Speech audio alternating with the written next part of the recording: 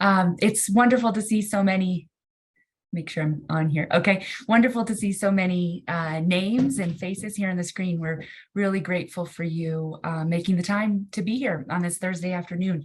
If I can ask you just to remember as we get going with our session here to mute your microphones, and we are recording this session. We'll be sure to share it around when we're done at the conclusion of the live program. On behalf of the Jesuit School Networks Conference team, welcome to our latest virtual Ignatian Inquiry session. For those of you that I do not know, my name is Kristen Ross Cully, and I'm Director of Inquiry and New Ventures for the JSN. As you know, the JSN seeks to be a supportive resource to our member schools. And this virtual session is designed to be just that, a carved out space to listen, to learn, and to engage. We're eager to encourage a spirit of inquiry across the many layers of our work in Jesuit education, and we envision our particular brand of Ignatian inquiry to be the art of inquiry as seen through our Ignatian lens, asking questions and exploring issues that matter in our schools through the frame of our shared Jesuit mission. I'd like to thank my colleague, Kristen Smith, who's on the call here, who leads all things communications for the JSN, and she will help us enjoy a smooth session this afternoon. If we might take a moment to begin, as we do, with an opening prayer. If we can quiet ourselves and be reminded that in being together this afternoon virtually across so many corners of North America, that in being together we are in the presence of God. In the name of the Father and Son and Holy Spirit. And I've chosen a prayer from a book that many of us are familiar with, In All Things, Everyday Prayers of Jesuit High School Students. And it's one that was written a while ago by a student, a young man at Jesuit High School in Tampa, Florida. And it's the Competitor's Prayer. Lord, grant me the strength to give every ounce of energy to my cause. Keep everyone safe from harm or injury. Help me on my way to greatness. Allow me the humbleness to respect those who perform better, not to tear them down. Do not allow me to walk away without being completely satisfied with my effort. Help me to compete with a demeanor that is both representative of me and your word. Bless my effort and help make it one which I can be proud. In your name, I play and pray. And if we might pray in particular for the grace this afternoon of imagination, of creativity, and of patience. Saint Ignatius, pray for us. Amen.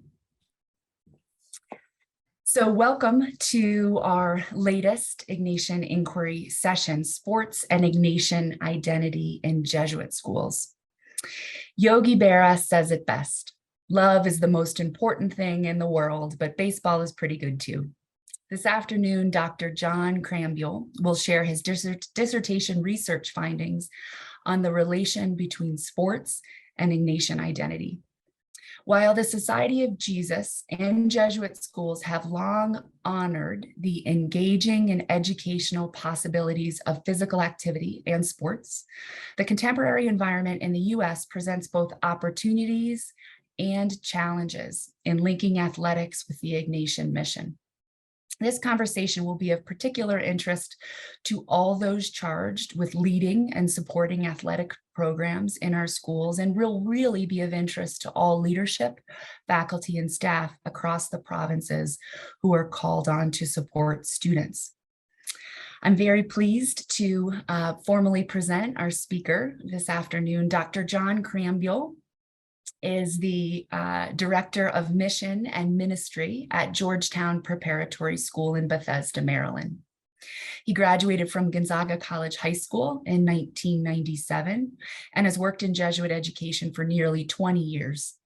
First as a teacher and coach at Gonzaga, then in campus ministry at Jesuit High School in Tampa, and for the last 11 years at Georgetown Prep. He is a husband and dad to twin 9-year-old identical twin boys. John had a deep and memorable experience praying the spiritual exercises and subsequently participated in Holy Trinity Parish and Georgetown University's Faber program to give the spiritual exercises. John has led Ignatian prayer groups in spiritual conversation and communal discernment for several years. Dr. Krambuhl earned a doctorate in education from George Washington University in 2020 with a dissertation on the relation between sports and Ignatian identity in Jesuit schools. This research gave him the opportunity to bring his love of playing and pondering sports into question and conversation with spiritual growth and Ignatian educational mission. Several years ago, I met John for the first time. And after that, I was delighted when he invited me to be a part of his doctoral dissertation committee at GWU. I found his research so interesting at that time, and even more so now in light of all that has occurred in our schools and our world in the time since. So it's my pleasure to invite him here today to share his research with all of you across the JSN. Thank you, John. Thank you very much. And it's certainly an honor to be here and to present on the topic of sports and Ignatian identity in Jesuit schools. So I will plan to speak for about 20 minutes. And then I'll hand the baton to Dan Paro, who is a colleague of mine at Georgetown Prep. He's our athletic director and head football coach. And he does a really great job of relating faith and sports. He's crafted a one-page coaching philosophy that helps keep him intentional on focusing on the big things, the important things. And I think it's something we can all learn from across the network. So he'll speak. And then we have Drew Valinsky from St. Ignatius in Cleveland, who will also speak to his program on sports and arts chaplaincy.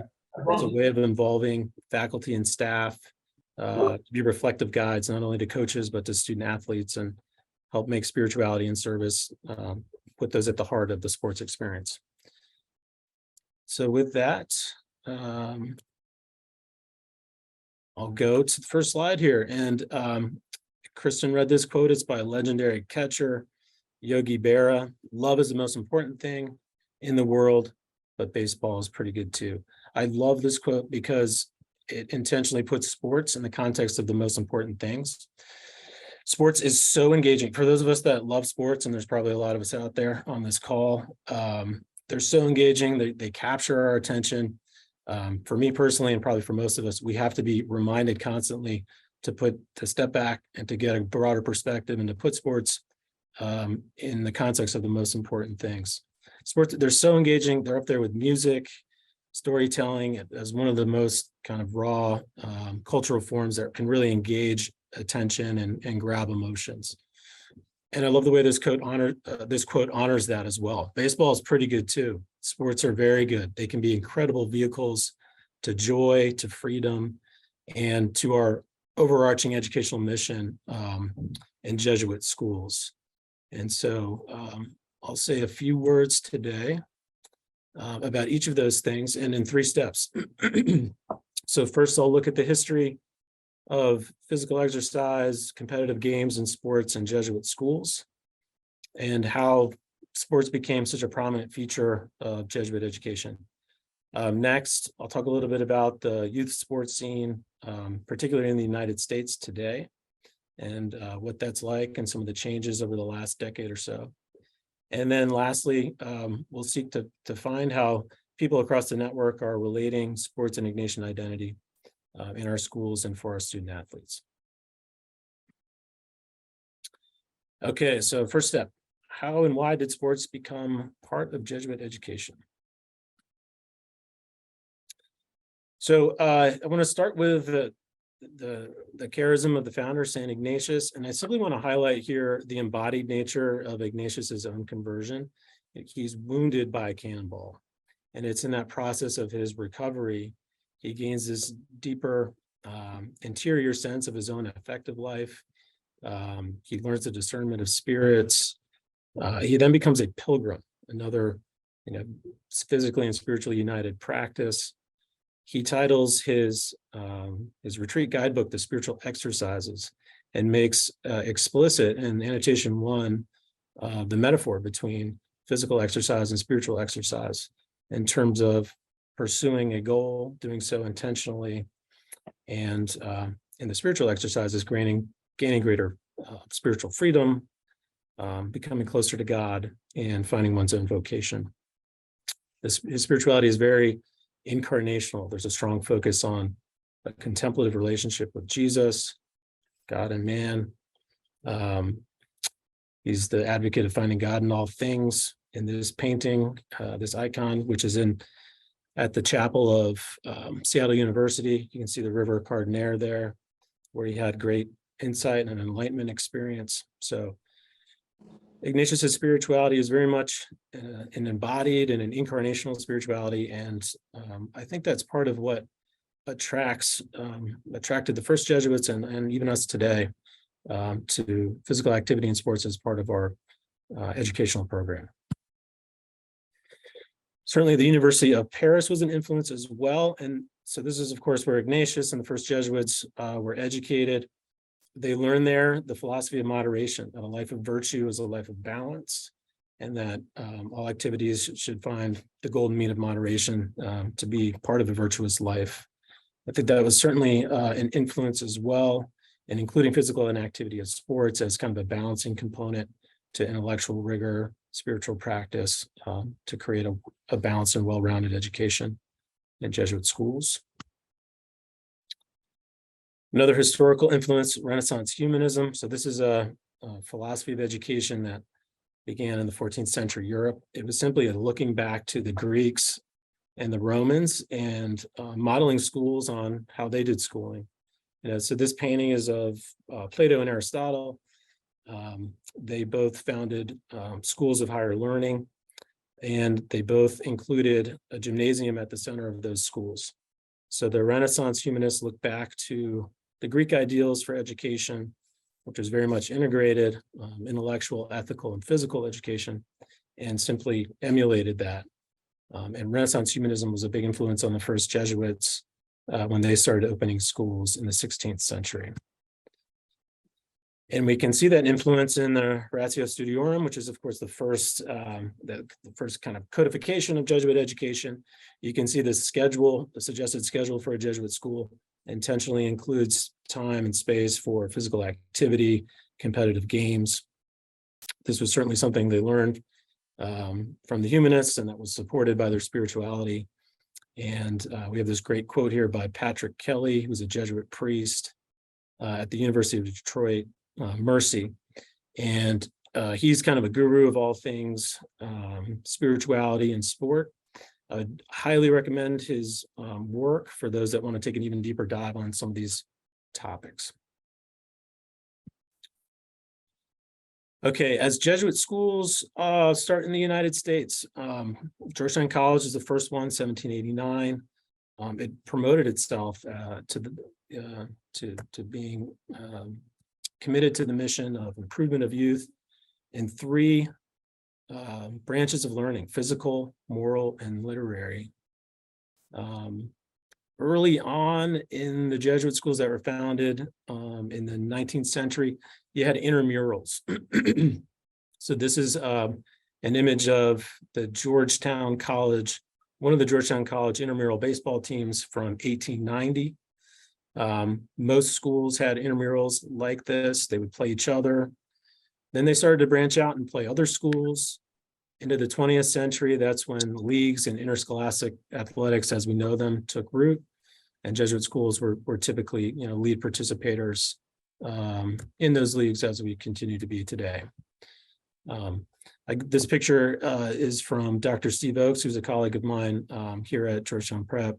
He's kind of a resident historian, and I just wanted to thank him for finding this image. You can see a Jesuit priest as a coach here, and it's great to see the history depicted in images. Okay, of course, the Ignatian charism is part of the global Catholic Church.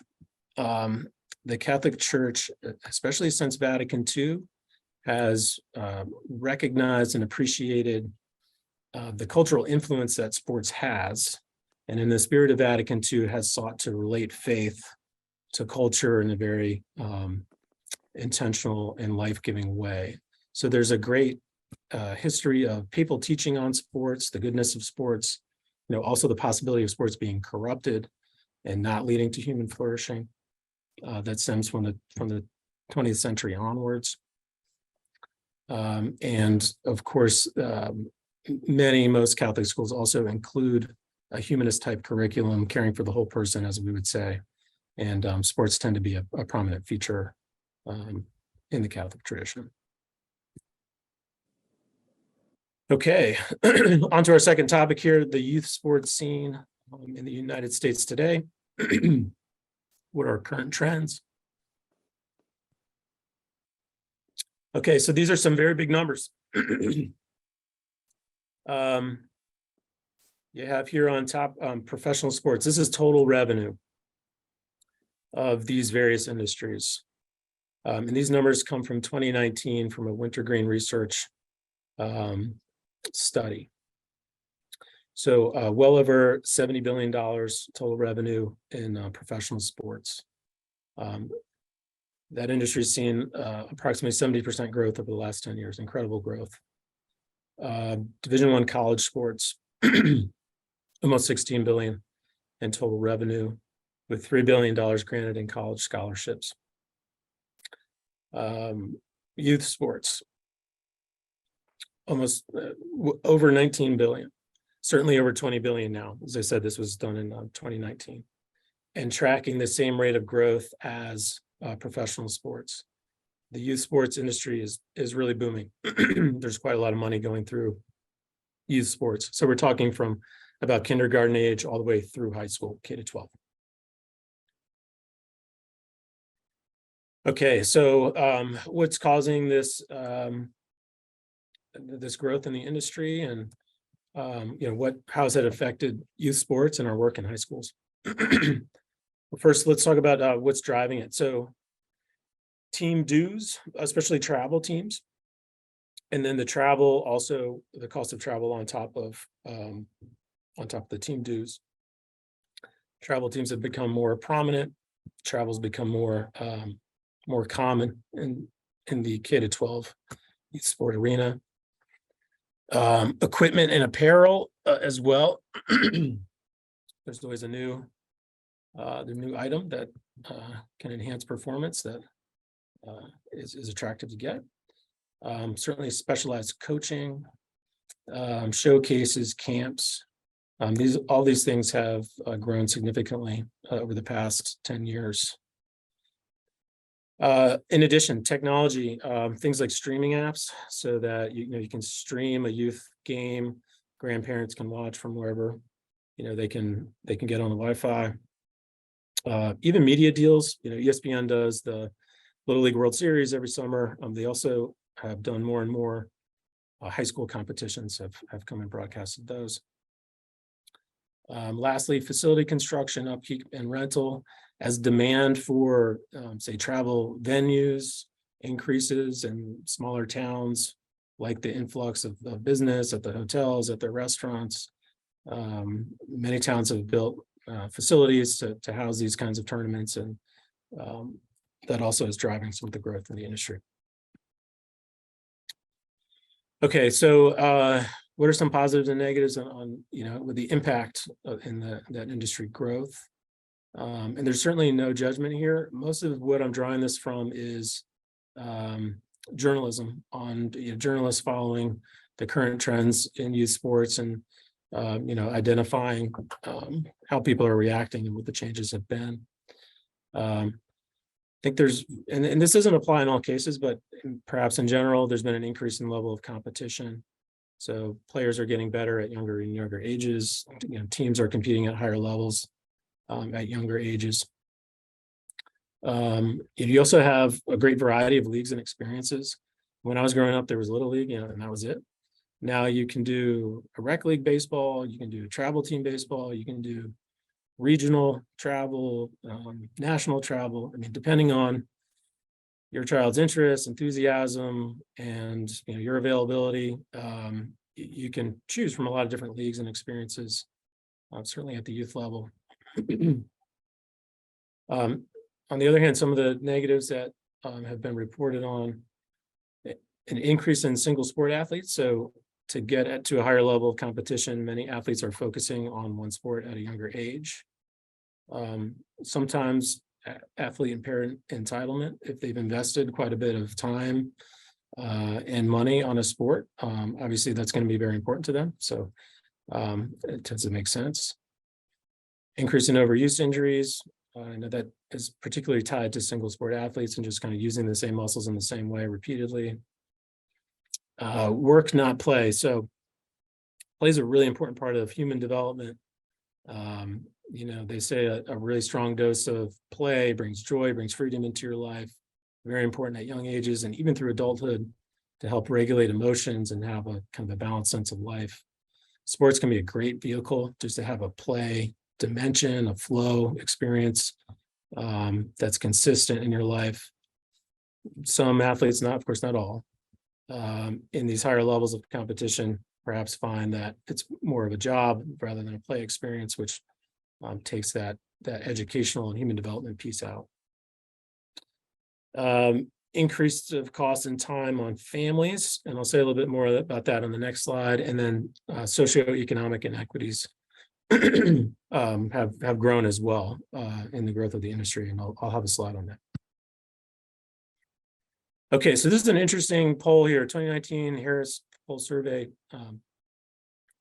27% of families spend more than $500 per month on youth sports.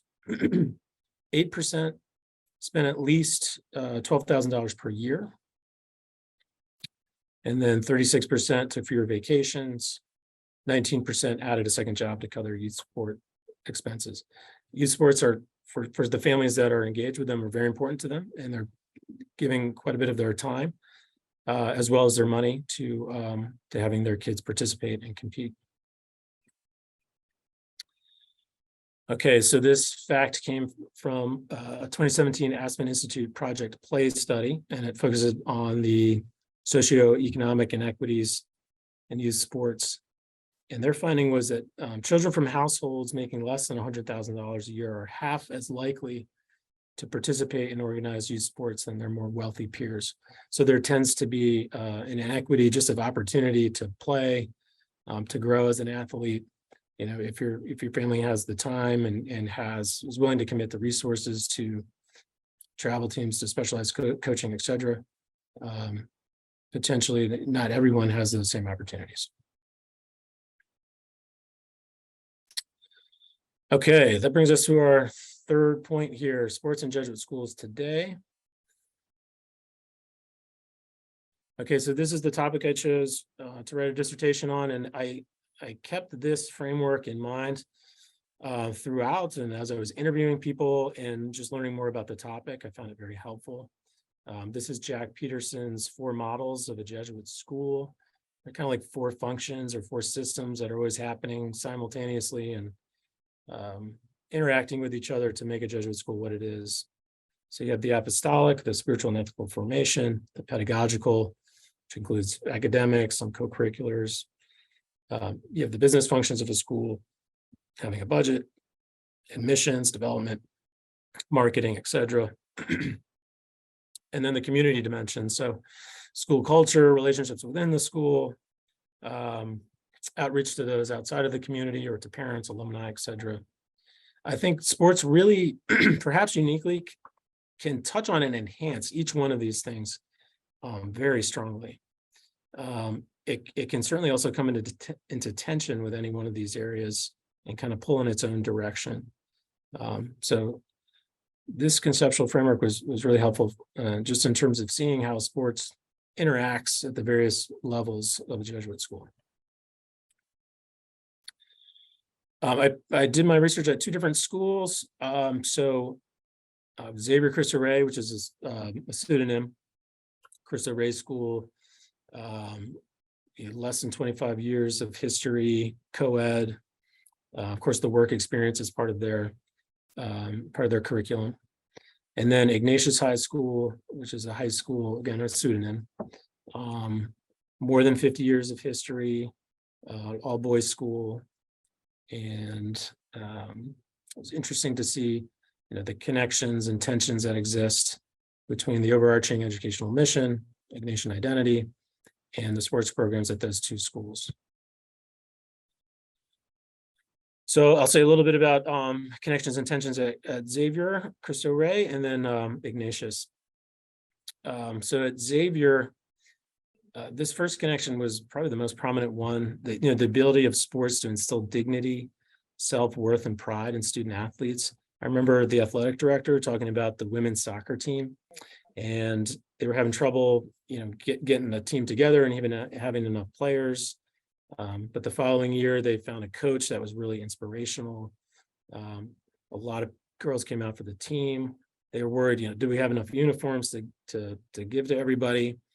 They just had this great experience, and he said he was really moved by it. Watching these girls walk through the hallways with their heads held high, with this disposition. I'm a women's soccer player, and just wearing the jersey or wearing the gear, and just having a deep sense of dignity and self-worth. That was very clear to him. I think this happens at all of our schools. Sports can really instill confidence, agency in our students. It's a real benefit. Other connections: sports teaching, group collaboration on teams, building school pride. So this came out in a conversation with a basketball coach. His boys basketball team had just won a championship right before I interviewed him. And he told this story about the season where, the group starts, and on the floor, they're playing like 5 individuals. He's preaching teamwork, pass to the open man, trying to get his system going with the kids, get them buying into it throughout the season. And he says it wasn't until the playoffs, when they really wanted to win, that they realized we're going to have to play as one unit, and we're going to have to play as one team. And he was, in talking about it and reflecting on it, he was moved to tears just because he was able to witness this group come together and act as one. I think that's another real special experience that student athletes often have. They're part of a team. They're part of a one unit. And there's great meaning, and there's measurable results you can see. Now, this team goes on and they win a championship, and they have this transformation, and is deeply meaningful to the coach and the student athletes as well, and to the school community. So this team and their unlikely championship run gave the community something to rally behind. The games were very well attended. It just brought out a new sense of school identity and school pride, which is another real gift of sports, potentially. Other connections, so sports just providing an opportunity for mentorship, for prayer. This came up again and again. Sports, for those who are interested in them, sports grab our attention. They grab it and they hold on to it. And so a coach has a very rapt audience, and can set up a program where spirituality, reflection, service, all the Ignatian Identity pieces are very meaningfully presented in that smaller group, in that team setting. It can really sink in. And that was very clear from the participants I had. Some of the tensions between sports and Ignatian Identity at Xavier, Cristo Rey, the inability to compete in some sports due to lack of experience or player development opportunities. So this touches on some of the social inequities that are kind of broadly experienced across the country, and maybe exacerbated over the last 10 years or so. One conversation in particular, women's softball. The schools just didn't have a lot of players who had prior experience or opportunities to develop. And the coach was actually a Jesuit priest, and he had played Little League. He was the only person available. He really wanted these girls to have experience playing, be out on the field. So he volunteered to coach the team. But, he mentioned it was tough, especially not being able to compete. And to see social inequity playing out on the field was a difficult experience. That touched on many of the games in their season. Other tensions: parent and player entitlement, not foreign to Xavier, Cristo Rey. It can make getting team collaboration and getting players and everyone to kind of buy into and to work together. It can just make it challenging. Last tension, and this is really specific to Xavier, to a Cristo Rey program, The work requirement, the work experience dimension of Cristo Rey, it's oftentimes hard enough to schedule time for games, for practice, taking class time away, other things. There's an added component here at a Cristo Rey school where every student 1 day a week is out at their work placement. And then if they have a game that day, you got to find a way to get everybody suited up for the game to the game location, and they might be all across town. So that was a real challenge that Xavier Cristo Rey simply had to work through. Okay, at Ignatius High School, connections. So sports teaching collective effort toward common goals. This came out prominently in my conversation with the football coach, who also had just won a championship, and had won on a kind of an improbable last second play. And I watched the video of the team winning, and like everybody in the stands is going crazy. The team is going crazy. There's this like, the student body and the team are kind of meshing into each other. You got parents, alumni, the president of the schools like running up and down the field. It's like they just witnessed the resurrection of Jesus. And I think there's a real analogy there where this, sports give an experience of kind of the unexpected. They can teach hope. They can teach through collective effort and unifying as one. We can accomplish goals we thought were completely impossible, and can give people a really memorable experience of that. And through that, a deep sense of resiliency too, I think. So that was a memorable connection from those conversations. Sports also build school spirit and can enhance the admissions and development profile, help to form school identity, school community. Certainly, sports are a draw to many student athletes and families who appreciate sports and want their children to participate. Development, probably more so in the college and the high school level, but some of my participants did say that there was good tie-ins in terms of alumni outreach, having homecoming football games and that kind of stuff. Lastly, sports providing purpose and opportunities for mentorship, prayer, similar to what I said before. The coach has everyone's attention, can really set an agenda that makes those connections of spirituality meaningful and memorable. Okay, some of the tensions at Ignatius High School. Sports at a very high competitive level can require some time and focus that creates scheduling tensions, whether that's just having with academics, with scheduling a retreat, finding time away. We want to educate to the whole person, the whole unique person at our schools, and competing at very high levels requires quite a bit of time and focus, and that can make it hard to schedule everything we want to accomplish with the students. Professionalization of high school sports can lead to a decreased enjoyment playing or a lack of perspective. So this is similar to student athletes experiencing the game more as a work rather than as play.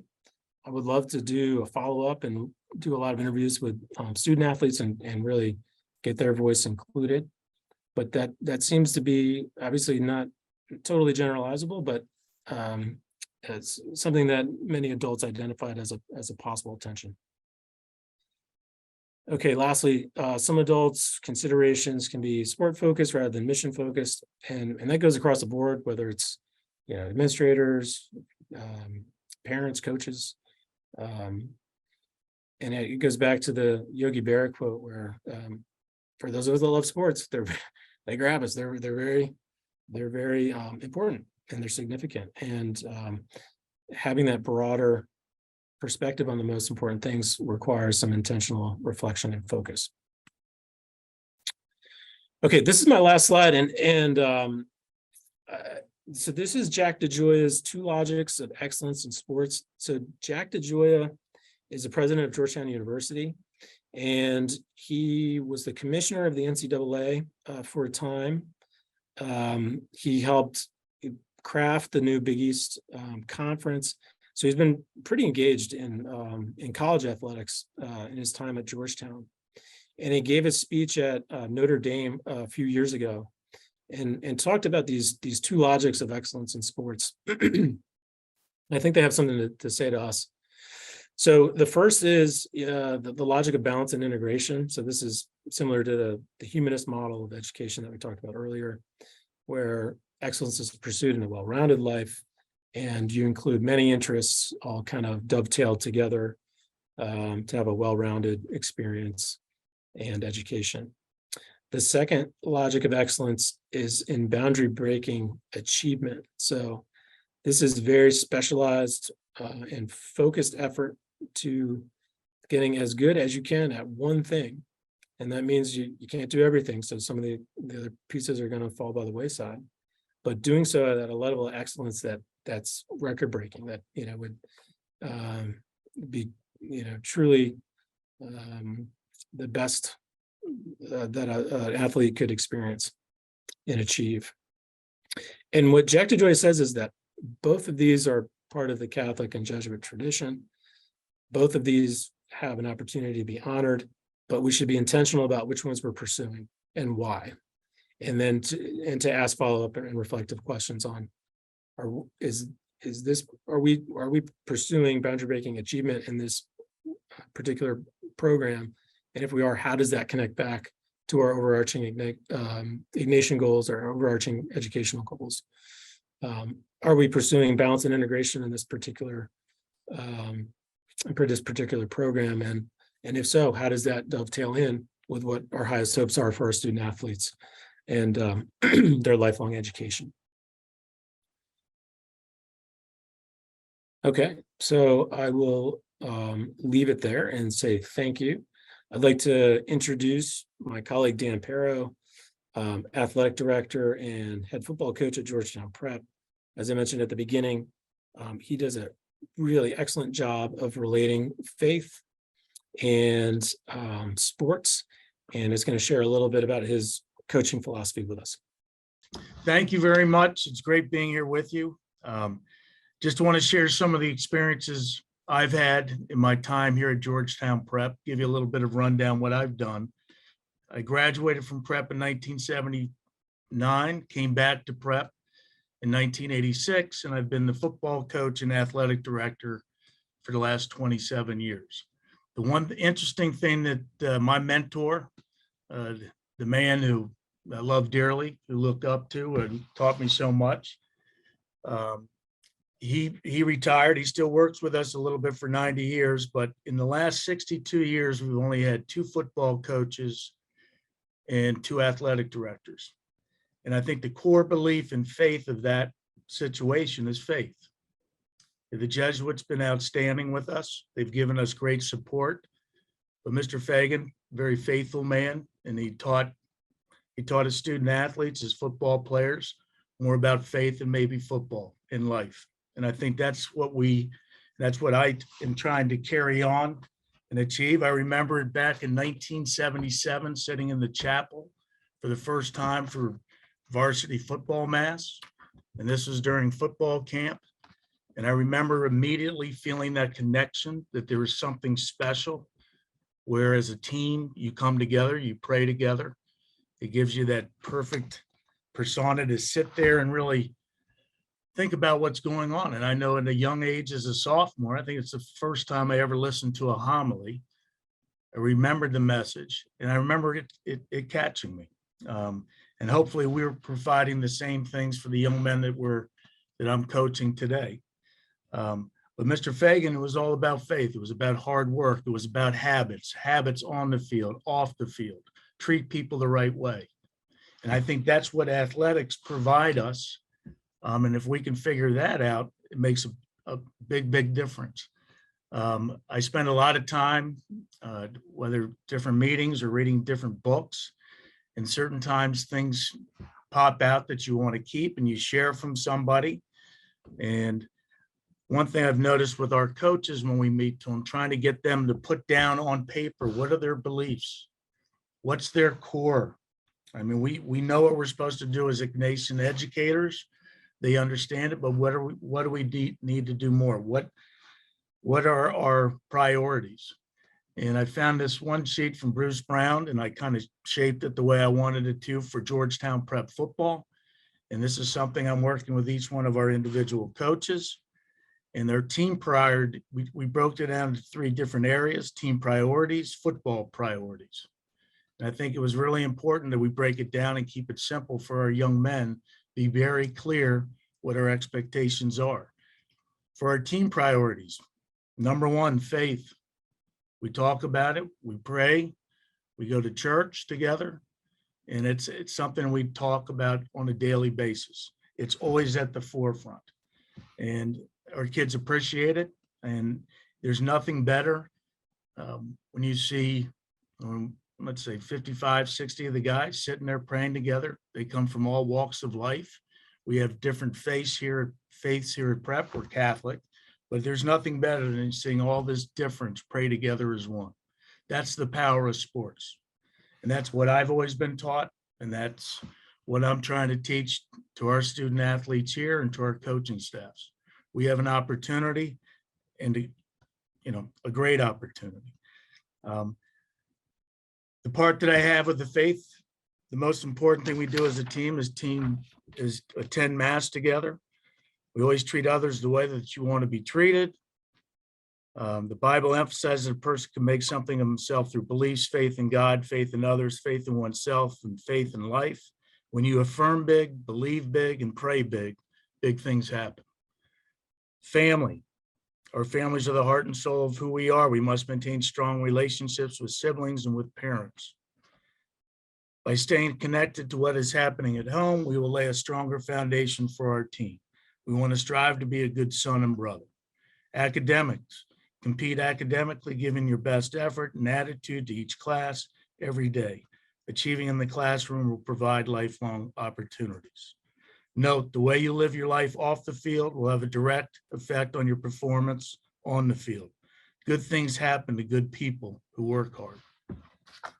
Football priorities are very similar to many priorities that you have with your coaching staffs. And the great thing about the Jesuit school network and the Jesuit schools nationwide, they truly understand that God is found in everything.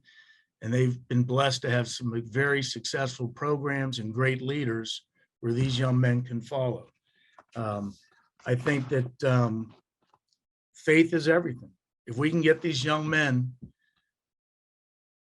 living life the way they should off the field, practicing hard on the field, and keeping faith at the forefront, great things will happen for them. And it's very simplistic, but I think it's true. And I think in this day and age, I think you have to be simple and direct. And right now I'm working with all of our coaches and trying to find a way that they take time in their coaching life and put on paper what they want. I could put this down on all their papers, but I don't think that helps. I think they need to take the time and really evaluate. They know our number one goal is faith, family, coming together as one. But they have to see it in their eyes in order to really coach it, love it, and believe it. But it's worked very well for us. It's still in progress, but we keep it at the forefront. And I think we don't talk about winning. I think winning is a result of doing things that we need to focus on. And we've been blessed here where we've had a lot of success, but that success has come from the faith piece, bringing those kids together. So getting it down on paper, I think, is very important. It's not easy, but it took me about 25 years to do so. So, John? Thank you, Dan. And next we have Drew Valinsky from St. Ignatius, Cleveland. He's put together a sports and arts chaplaincy program, which I'm very impressed by, and I'm curious to learn more and see how we can implement it here at Georgetown Prep. Okay, so everybody, I just shared with you guys and gals 3 documents. One of them is the slideshow itself, and then the other 2, and I shared them in the chat box, and they're open for you guys to be able to take and download on your own. The other 2 would be the guiding principles for our program itself. And let me pull this up here, see if I can share my screen with you guys. Here we go. So to give you some sense of what we have going on at St. Ignatius. Oh, and of course, now's the time that my cat shows up. So the sports and arts chaplaincy program that we have is just one component of the school's Catholicity and one component of the school's apostolic and Jesuit mission. To that end, it's at its best, working with everything else that's happening. I created it 9 years ago, so we're rounding up our 9th year. And currently we have 21 different faculty and staff members working as chaplains on every single one of our athletic teams. There are 16 varsity programs at our school, but some people are working at like the JV level or others at the freshman level. We also included the major extracurriculars that we have at our school. So that's the band, the chorus, and the Harlequins. So to give you, that's the overarching and wild sense of it. What you see is one of the captains of the lacrosse team before a blessing of their lacrosse sticks. Each team will kick off its season not just with a mass, but with a blessing also. So a blessing of the major equipment. So lacrosse will bless their sticks, so will hockey. Soccer team will bless its shoes. The bowlers bless their bowling balls. The band blesses their instruments. So that's what you see there. The guiding questions that asked in creating this actually came out of my coaching experience. I started as a coach. I graduated from St. Ignatius in '97, and then after grad school and playing hockey at Ignatius and hockey in college, and then coaching in grad school, I came back and started asking questions when I was a coach at Ignatius. And as a coach and a theology teacher, having St. Ignatius's principle and foundation close to my heart, these fundamental questions popped up vis-a-vis athletics. Like, why do we as Catholic schools sponsor sports teams in the first place? There's so much infrastructure that exists. There's so much time and energy that's spent there. So to what end? For what purpose? And I'm blessed to be part of a school that's won multiple state and national and been named national champions often. That's great, but where's the more? And then how do we use the fervor that exists that John talked about? How do we use that fervor as an inlet to faith and deeper faiths? And how do we actually create intentional environments where kids connect to their activity to faith? The picture that you see is of our rugby team, our A side. So that would be mainly seniors, but some sophomores and freshmen. And they meet once a week, and they have a chapel talk once a week in connection with the Eucharist. They're in front of the school's tabernacle over in our chapel, where they have a directed speech, a directed homily, think of it, that says, here's what's going on with you guys at this moment in time on the team. Here's how our faith speaks to that athletic experience. Here's how it's not really about rugby, it's about life. And here's how our faith speaks to that. And part of that is journaling and self-reflection, and then the guys will share that out. One of the documents that I shared with you actually shows the different ways that those chapel talks take place. It's a key component of what we're doing at St. Ignatius. If you're interested in developing your own and you would like to know how our program developed, we started small. I wanted to see if, while I had the concept, if it would actually work. So when it was created, I was the head coach of our JV hockey team. And I was concerned with, like, what would it look like to be a coach and to have a chaplain? To that end, the man in the picture, Jimmy Brennan, was a class of '85 at our school, and this beloved teacher and theology teacher and soccer coach. Jimmy was the first chaplain, and he's been a chaplain now for 9 years. And then I was the chaplain of our varsity baseball team. I actually had coached baseball at the school and proposed to our varsity head coach, like, hey, in a year, after I get some more stuff in line, let me coach the team. And Brad Gaynor, who's now our athletic director, said, like, no, you got to do it now. If it's ever going to work, then now would be the time. And I had a great experience with that group of lads. And then I was the chaplain for the varsity soccer program. So really quickly, I got to see the perspective of a head coach and then the perspective of a chaplain. That's how we developed and got data from the kids. Ultimately, in order for this to work, I identified 3 key components or three key groups that you have to get buy-in from. The head coach or the director, he or she is integral. If they are merely allowing this to happen, it's never going to fly. But as it was brought up in the presentation, they have so much gravitas that if their buy-in is there, and if they're already doing this, and you're another voice, there's extraordinary things that can happen. The administration itself, because the work that this requires needs backing. Backing in time to free up people to do it, financial backing, educational backing, and then the students themselves. They have to be able to see this as something that's worthwhile. Go back to, I believe it's Donna, my apologies if I'm mistaken, but his experience as a sophomore attending Mass. He said, it's the first homily I ever listened to and connected with. The whole point of the chaplaincy program is for the faith to meet the kids precisely where their love is, and to show them that that love is pulled into the divine love. It's the Augustinian move that everything is meant to pull us back to God himself, and Ignatius too. So to that end, we were really intentional about gathering data from the kids. At the end of the year, there were surveys that they would get evaluating the chaplain and the chaplaincy program. You see here, one of the varsity soccer teams was polled. All right, should we have a chaplain back next year? Kids were asked for, all right, what were their thoughts? This lad was commenting on Mr. James Luisi, who is the chaplain of our Harlequins program. And those are our actors and actresses, because we bring in girls from other schools, come and they help put on our productions. The picture on that you see on your screen is from the blessing of the stage that we do during Tech Week, before our kids actually put on their show.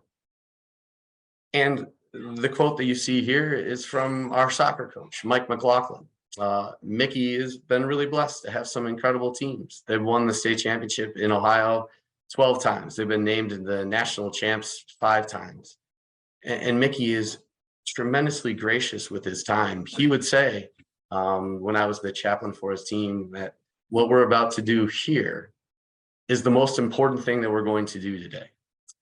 Mickey has a line that the kids in one sense know is coming, but it's beautiful. Before they play the state championship game, and we've been lucky to be in it a lot during his tenure, our boys go to Mass, and Mickey will say, like, this Mass trumps anything that's going to happen on the field. This is the single most important thing.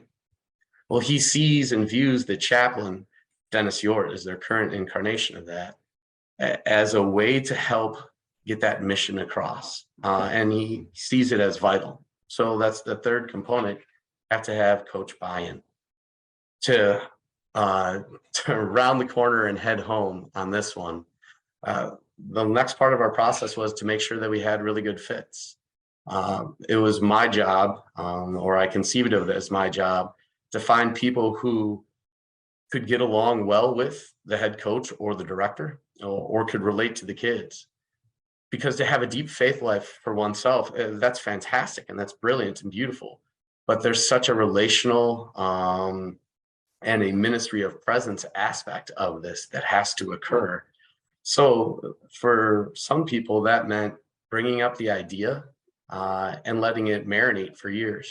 Our lacrosse team chaplain and our basketball team chaplain, it actually took him 5 years to say yes, because he had a young family and he simply didn't have the time, nor should he have given it.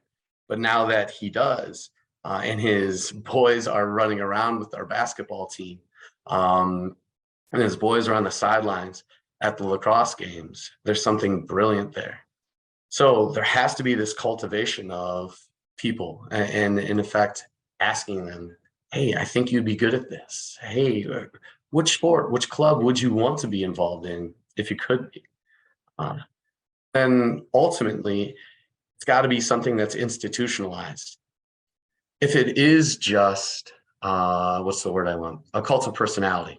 So-and-so really likes the basketball program, so he puts together something for it. Or so-and-so really is a huge fan of the arts, and so he's always with them. then it falls apart when that person leaves our school. So by having defined roles, by having accountability, by having funding behind it, allows for us to have something that will exist beyond me or beyond individual chaplains. As I wrap up, I'm throwing a lot at you. This is fire hose. But if you'd like help taking a look at what your school currently is doing, referencing to our model, beyond me just sharing some of the resources that we've created here, send me an email or give me a call. I have actually worked with a few schools around the country, Jesuits and otherwise, on how you build this, what it looks like to do this to scale, and to do it in an intentional way. So yeah, thanks for the time. Thank you so much. Thank you, John, and thank you, Dan and Drew. John, for, of course, sharing your work with us, and Dan and Drew for showing us how it's animated and lived in some of our schools. We have a couple of moments left. I'll try to be respectful to time and end here on time. We might go a few moments over, but we have a little bit of time for some commentary from those of you that are here on the call with us. We would love to hear from you. I would say that one of the things that I enjoy the most about John's research is the descriptions that he offers, the way that he articulates the gift of athletic programs in our schools, really the kind of the language that he enables us to use of the big picture that we're hoping for, the idea of instilling self-identity and confidence and agency in kids, how it so closely aligns with the heart of the mission of the school. So to me, it feels very affirming to all of the hard work and the effort that I know goes on, so much of it behind the scenes, but that really is at the heart of what we hope for. So I'd love to hear from some of you on the call. If you're at a spot where you can turn your cameras on, it always makes for a better conversation.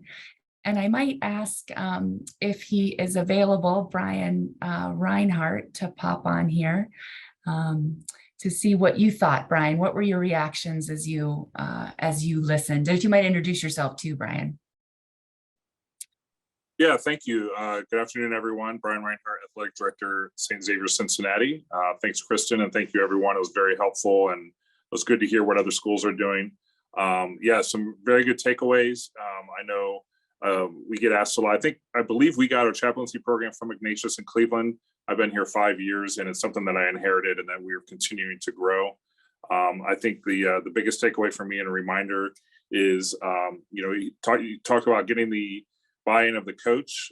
Sometimes the coaches feel overwhelmed and not sure what to do, and they're concerned about it. I have found, for example, we just hired a new basketball coach this week. He is not doesn't have a Jesuit education necessarily background, but to get him teamed up with our chaplains that are in place to explain it to them, to basically say this isn't additional work for you necessarily, but it is something that we will be doing. There's not necessarily, we're at a point where all of our programs are doing it as well. So it's not necessarily an option, but it is something that we want to just kind of at ease with them and getting the right people in place with them. So we team them up with our current chaplains that are available, and I've done them before. So just to stress the importance of it, we talk about, we do student surveys as well. They talk, our kids talk about how this is, Kairos is typically their number one experience as a student at St. X, and their number two one is the chaplaincy program for athletics. We've expanded it within the last year to music as well, our band and singing groups. But again, just to reiterate to the coaches, I think it's important that it's not something that they have to, they don't have to be a theologian to do this. They just have to trust the process and understand that this is what we do as a school as part of their continuing formation and to help them. So just like Ignatius, we are happy as well to offer any guidance and any insight that we have to help, because it is vital to our program. And when we're asked, especially when we interview coaches, how are you successful? We say our main reason is because of things we do in this regard. So it is that important. Thank you, Brian. What else? What else from anyone who is here on the call who might have reactions or questions for John? Some feedback of what was important. One of the things I love about the opportunity to have a Zoom in the middle of the day is the role varieties that I see of the folks here on the call. We have athletic directors, admission directors, and academic assistant principals, and Christian service directors all over the place. So what else stood out as important for you? And we can get John spotlighted up here on the call too. I can take the opportunity to ask John the question from the chat window here. So how do you engage kids who are not Catholic? Or Christian, as Pia says here. I'd love to hear from Drew. It's been many years since I've been able to coach. I've helped to lead retreats, and I have young kids at home, so I coach their teams. But it's been many years. I imagine we do across the network a really good job of providing an inclusive dimension to spirituality, just as we do on our retreats and spiritual and service opportunities. But Drew, I would love to hear what, how you work that, how you'd answer this question based on your experience with the chaplaincy program. Yeah, it would be in the same way. Thanks, John. It would be the same way that we do in our classrooms theologically or in our school. The faith component of it is always invitational, never triumphalistic, right? And to that end, there's part of this is what we do. You're welcome to engage in it as you're able to, and finding parallels with one's own belief or with one's own exploration, which is great. And that's what we found. We've actually polled kids and asked questions of like, all right, were you comfortable here? How did it feel if you're coming from a different faith background or have no faith background, which is happening at our school with the rise of the nuns. And kids overarchingly say that this is a great space, that the chaplains, the coaches, the school itself is creating an environment where they feel welcomed and where they want to engage. So it's finding the right tone of invitation, leaning on the Catholic ritual, the Catholic language, but being invitational as you do that, as we do that. All right. I think I will, again, knowing it is in the middle of school days across the various time zones, I think I will wrap up here. So a big thank you to John for sharing the research that he poured his time and heart into for so many years. So really grateful for the opportunity there to remember and to have at the front of our mind the idea of sports as connection. We've spent much of the school year talking about the importance of connection and belonging at this moment in time for kids in our schools, and a real reminder that sports can, of course, be at the center of that, and of course at the center of so much of the relationships that are integral to learning when it comes to Jesuit education. So we thank you for that. John's research is available on the JSN's practitioner research library, so you can have access to his full study there. And I'm certain that he will be happy to be in touch if there's further questions. And we can make sure that, Drew, we get your materials as well that you shared, because I'd love to make those available to the folks on the call and those that are listening to it after. So on behalf of the JSN, thank you all for your time. We're really grateful for it. And thank you, John. Have a great day, everyone.